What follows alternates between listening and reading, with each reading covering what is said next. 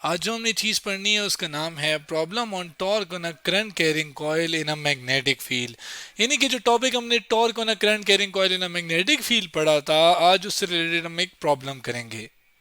पहले मैं अगर आपके सामने एक प्रॉब्लम ले आऊं कि प्रॉब्लम क्या है हमारे पास। प्रॉब्लम है a rectangular coil with 250 turns is 6 centimetre long and 4 centimetre wide. When the coil is placed in a magnetic field of 0.25 tesla, its maximum torque is 0.2 newton metre. What is the current in the coil? यानी कि problem हमें ये कह रहा है कि अगर आप एक कॉयल ने रेक्टेंगुलर शेप में जिसकी जो आपके पास टर्न्स हों वो 250 टर्न्स हों, और उसको आप एक मैग्नेटिक फील्ड जो कि 0.25 टेस्ला है उसके अंदर रखें, और उस रेक्टेंगुलर कॉयल की जो लेंथ और विड्थ है, जैसे कि अगर मैं बात करूं लेंथ आपके पास ये है, वो कितनी इसने दे दी है 6 सेंटीमीटर, जबकि इसकी जो विड्थ है वो इसने कितनी दे दी है वो है 4 सेंटीमीटर। तो आपके पास वो कह रहा है कि जब इसको 0.25 मैग्नेटिक फील्ड जो कि आपके पास बी से रिप्रेजेंट होती है उसके अंदर रखा जाए, तो इसके अंदर जो टॉर्क प्रोड्यूस होगा वो 0.2 न्यूटन मीटर होगा। लेकिन जाहिर है करंट गुजरेगा, और वो करंट की जो वैल्यू है वो ये कह रहा है कि वो आप निकाल के हमें दें कि कितना करंट पास होगा इसके अंदर। अब जाहिर है कॉयल है जिसके अंदर टॉर्क प्रोड्यूस हो रहा है जब करंट गुजर रहा है उसके अंदर, तो हम इसको इसी टॉपिक से देख रहे हैं कि हमने टॉर्क ही पढ़ा था इस टॉपिक के अंदर जो कि मैग्नेटिक फील्ड के अंदर कॉयल रखी जाए उसके ऊपर होता है। तो वो हम रिवाइज करते हैं और देखते हैं कि करंट हम कैसे निकाल सकते हैं। हमने torque on a current carrying coil in magnetic field के अंदर पढ़ा था कि जब भी एक कॉइल जिसको मैग्नेटिक फील्ड में रखा जाए उसके अंदर टॉर्क प्रोड्यूस होता है, यानी उसके अंदर घूमना, यानी वो घूमना शुरू हो जाती है फोर्स अप्लाई होने की वजह से जो कि मैग्नेटिक फोर्स होती है। तो वो हमने उसका फार्मूला डिराइव किया था NIAB साइन ऑफ थीटा, जिसमें N क्या है नंबर ऑफ टर्न्स, I क्या है करंट, A क्या है एरिया ऑफ द कॉइल, जबकि B क्या है मैग्नेटिक फील्ड। हमने ये सब चीज़ें देखी थी, जिसमें थीटा जो है वो आपके पास एरिया वेक्टर और आपके पास क्या मैग्नेटिक फील्ड के दरमियान वेक्टर था, सॉरी एंगल था, जिसमें हमने देखा था कि जब मैक्सिमम होगा तो ये साइन थीटा जो है जिसमें थीटा 90 हो जाएगा और ये साइन 91 के बराबर होता है, तो सिर्फ ये IBA टर्न रह जाएगी और साथ n मल्टीप्लाई हो जाएगा जो कि नंबर ऑफ टर्न्स के लिए था। तो हम जस्ट इस फॉर्मूले को ले आते हैं, जिसमें अगर आप देखो तो करंट आ रहा है, बाकी सारी चीज़ें हमें पता हैं, हम करंट आसानी से इसी फॉर्मूले के थ्रू निकाल सकते हैं। अब अगर हम डाटा लेके जो क्वेश्चन में पता है कि नंबर ऑफ टर्न्स उसने हमें दिए हैं जो कि 250 हैं। अब अपेरेंटली तो हमें एक टर्न लग रही है ना, जैसे हमने ऊपर से देख रहे हैं हमें एक टर्न, एक ही टर्न यानी एक ही क्वाइल। जब भी आप एक कंडक्टर को जैसे कि वायर उसको आप एक गोल शेप देते हो तो उसे क्वाइल कहते हैं ना। तो ये आपके पास ऐसा लग रहा है जैसे एक ही टर्न है, एक से ज़्यादा नहीं है। लेकिन 250 टर्न्स कैसे होंगी, इसको बताने के लिए मैं एक नई स्लाइड पे ले आऊँ। फर्स्ट करिए एक टर्न है जिसको हम साइड से देख रहे हैं, इसके ऊपर एक और टर्न इस तरह आ जाएगी, फिर करते करते एक और टर्न इस तरह करके आ जाएगी, फिर इस तरह करते करते आपके पास ये टर्न्स में ला रहे हैं हम, और करते करते 250 टर्न्स इस तरह हो जाएंगी। और जिसको हम अभी जो देख रहे हैं हम ऊपर से इसे देख रहे हैं, जो कि हमें नज़र कैसी आ रही है ऐसे। अब ये नंबर ऑफ टर्न्स हमारे पास कितनी है 250 टर्न्स जो कि हमने देख ली, जिसको हम डिनोट एन से करते हैं कैपिटल एन। जबकि आपके पास लेंथ ऑफ द कॉइल जो कि 6 सेंटीमीटर है जिसको हम रिप्रेजेंट करेंगे एल, कैपिटल एल से।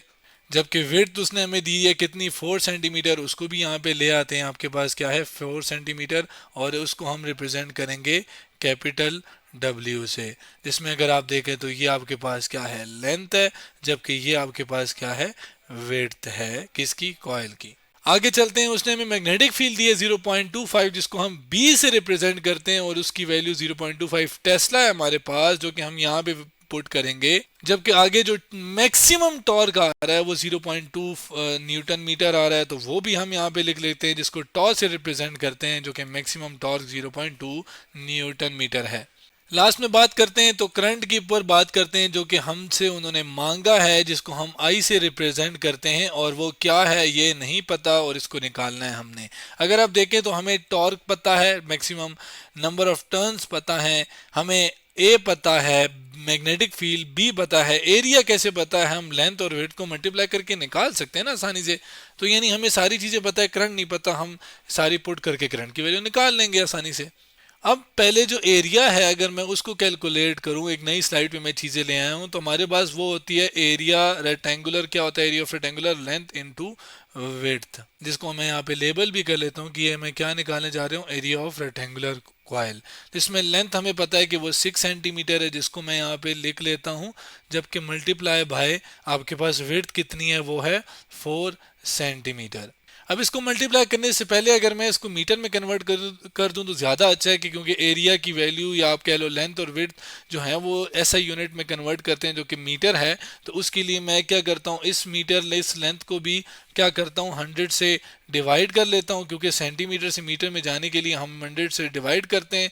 जबकि आगे आपके पास जो 4 है सिमिलरली उसको भी कर लेते हैं कि ये 4 मीटर, कब, जब 100 से हम इसे डिवाइड करेंगे।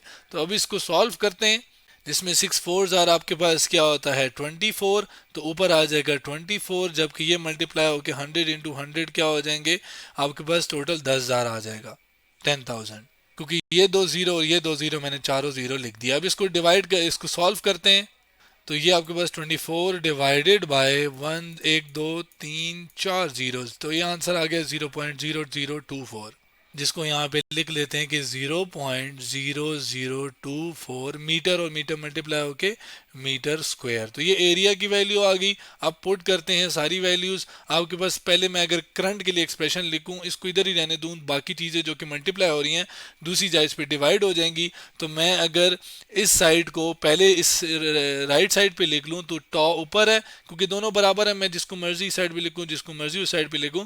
तो अपनी आसानी के लिए इसको इधर लिख लेते हैं, टॉ पहले से मौजूद है, एन इधर आके डिवाइड हो गया, ए भी इधर आके डिवाइड हो गया, बी भी इधर आके यहाँ से उधर जाके क्या हो गया डिवाइड हो गया।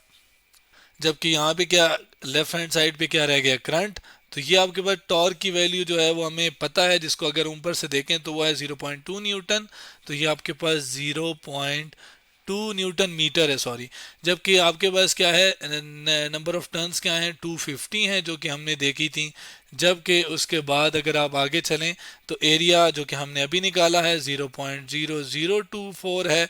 जबकि आगे और चलें तो मैग्नेटिक फील्ड जो कि बी है वो हमें 0.25 गिवन है। तो अब क्या करते हैं, नीचे जितनी भी टर्म्स आ रही हैं ये सारी इनको मल्टीप्लाई करते हैं, 0.2 से डिवाइड करते हैं। जिसमें आपके देखो तो 250 है, जिसको हम मल्टीप्लाई करेंगे 0.0024 के साथ, 4 के साथ, फिर उसको मल्टीप्लाई करेंगे 0.25 के साथ, तो आंसर आ गया 0.15, जिसको मैं यहाँ लिख लेता हूँ 0.15, ऊपर जो है 0.2 आ जाएगा। तो ये आपके पास, इसको डिवाइड करते हैं कैलकुलेटर पे, तो ये 0.2 जिसको डिवाइड कर रहे हैं हम 0.15 के साथ, तो ये आंसर आता है 1.333, जिसको मैं यहाँ पे लिख लेता हूँ 1.33, जबकि करंट का यूनिट क्या होता है एम्पेयर, तो जो कि मैंने लिख लिया। यानी कि अगर इस कॉइल से जिसके अंदर 250 टर्न्स हैं, जिसकी लेंथ 6 सेंटीमीटर है, विड्थ 4 सेंटीमीटर है, और मैग्नेटिक फील्ड 0.25 टेस्ला के अंदर रखी हुई है, इससे अगर 1.33 करंट पास हो तो आपके पास जो टॉर्क की वैल्यू होगी वो 0.2 होगी, जो कि हमने करंट की वैल्यू निकाली इसी फॉर्मूला से। कब? जब मैक्सिमम टॉर्क हो, यानी सबसे ज्यादा टॉर्क हो। और वो कब होता है, हमने देखा था कि जब साइन की वैल्यू क्या थी 90 थी, यानी ये जो कॉइल है ये बिल्कुल मतलब आप कह लो जैसे मैग्नेटिक फील्ड इस तरह है तो कॉइल को भी इसी तरह रखा जाए तब, और जिसमें एरिया वेक्टर जो है वो इसके परपेंडिकुलर, यानी area vector perpendicular to magnetic field हो तब मैक्सिमम टॉर्क होता है, जो कि हम पढ़ चुके हैं। जबकि अगर मैं टॉर्क की डायरेक्शन की बात करूं, ये किस डायरेक्शन में घूमेगा, यूं करके या वो यूं करके, तो वो अब पिछले लेक्चर के साथ अगर कंपेयर करें, जिसमें एक फोर्स अगर ऊपर है ये फोर्स नीचे है, तो आपके पास ये यूं करके तो जो कॉइल है वो यूं करके क्या करेगी, घूमेगी। कब? जब करंट इस डायरेक्शन में हो, यूं करके करंट जा रहा हो तब। जाहिर है करंट की डायरेक्शन बदलूंगा तो ये फोर्स नीचे, ये फोर्स ऊपर, और कॉइल ऊपर ऑपोजिट डायरेक्शन में घूमेगी। तो आज हमने problem on torque on a current carrying coil in a magnetic field के बारे में पढ़ा कि मैग्नेटिक फील्ड के अंदर अगर कॉइल रखी जाए और जिसके रिलेटेड हमने प्रॉब्लम देखा और उसके अंदर टॉर्क प्रोड्यूस हो, तो वो हमने प्रॉब्लम में देखा डिटेल से।